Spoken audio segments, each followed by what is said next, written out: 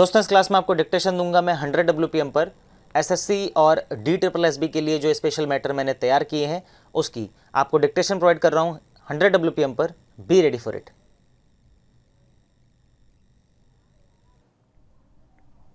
Respected Chairman, Sir, it is quite heartening to finally debate a bill in this House. It has been a long time since we have had the opportunity to debate a bill. I would like to first thank my party president, Mrs. Sonia Gandhi, for giving me the opportunity to be the first speaker to speak on a bill in this session. While we have over a billion people in India and we always consider India to be an overpopulated country, there are many people who are unable to have children and who find the benefit from assisted reproductive technologies.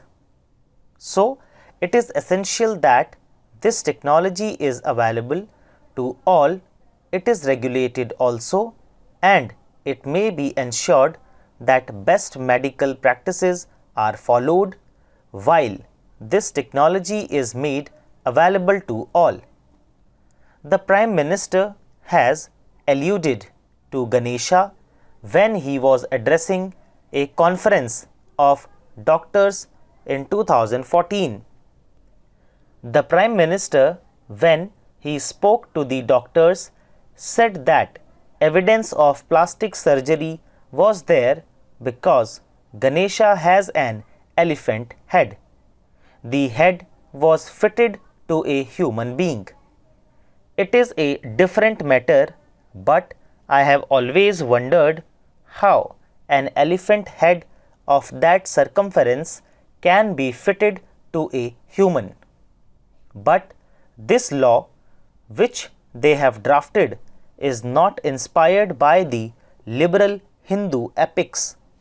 In fact, this law has been drafted by somebody who has got a regressive, colonial and Victorian mindset.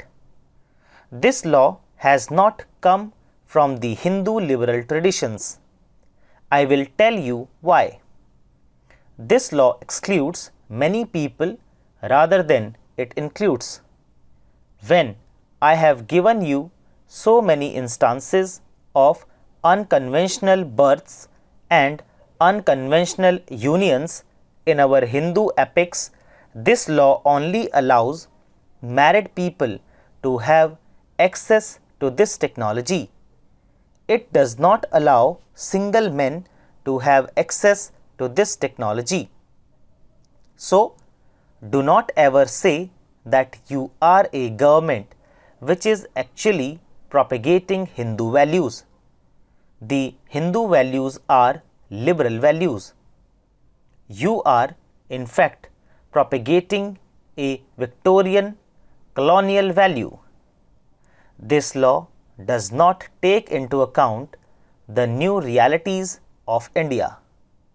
Of course, these new realities are not new realities. These were there in our ancient scriptures. Those unions which were always there were suppressed by the colonial mentality.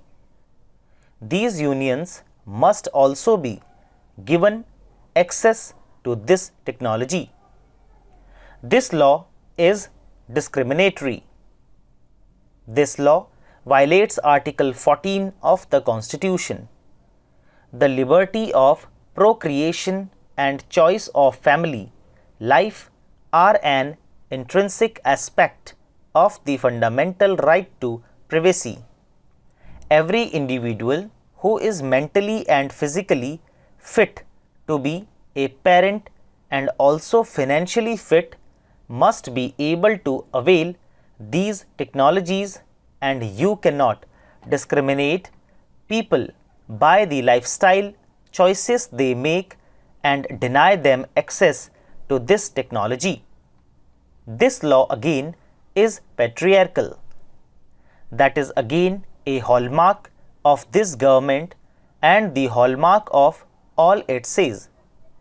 According to this government, unless a woman fulfills the role of becoming a mother in an established union, she cannot become a donor.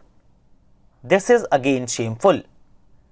This aspect has to be looked into. The minister needs to address this issue.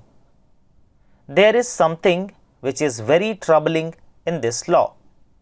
The surrogacy bill was passed in this house without a debate. That bill is still pending in the Rajya Sabha. So, it has not yet become a law. But this bill says that there is going to be an oversight board which will draw its powers from the Surrogacy Act. Why are you bringing this bill when that bill has not become a law? There are many conflicts between these two laws. Why do you need to have two bills? Why could both not be combined? The surrogacy bill says that you must keep record of 25 years. This bill says you must keep the record for 10 years. Again, the Oversight Board will draw its powers from the Surrogacy Act. The surrogacy bill has not become an act yet. So, how are you going to establish the board where you are drawing the powers from that act which is not there? So, there is a lot of conflict. The minister must address as to why there is a haste in bringing this bill when that bill has not been passed. And why is there a need to have two separate bills instead of having one combined bill which deal with pretty much the same subject? Another issue has not been addressed. It could be problematic. It is a very sensitive issue. As I said, it is a very sensitive subject and I accept that. There is no politics in it. It is a very sensitive subject and he must deal with it. As far as complaint mechanism goes, only the board can complain.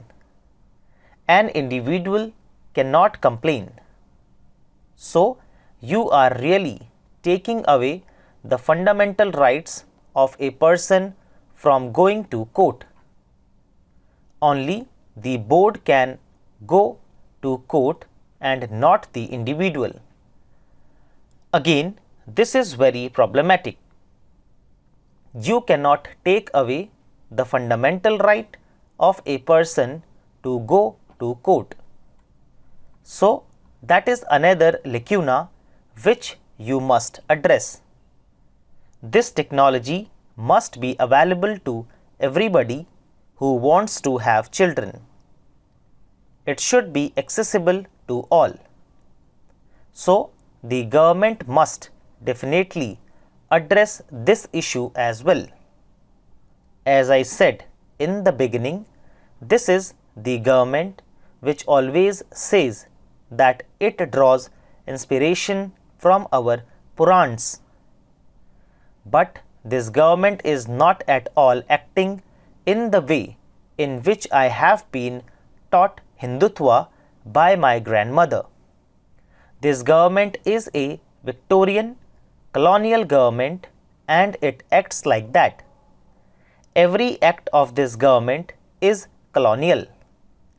This bill is also a colonial bill and not a bill which is true to our faith, which is liberal, which accommodates everybody, looks at different kinds of relationships and looks at all kinds of things encompassing all philosophies. That all-encompassing philosophy has always been lacking in this government. This bill is yet another example of that. Sir, thank you very much. Stop. दोस्तों इसी के साथ ही dictation finish होती है और मुझे पूरी उम्मीद है अच्छे से ही आपने लिखा होगा। आप कंटिन्यू मेहनत करते रहिए, ऐसे ऐसे मैटर्स और आपके लिए लेके आऊँगा मैं अच्छे।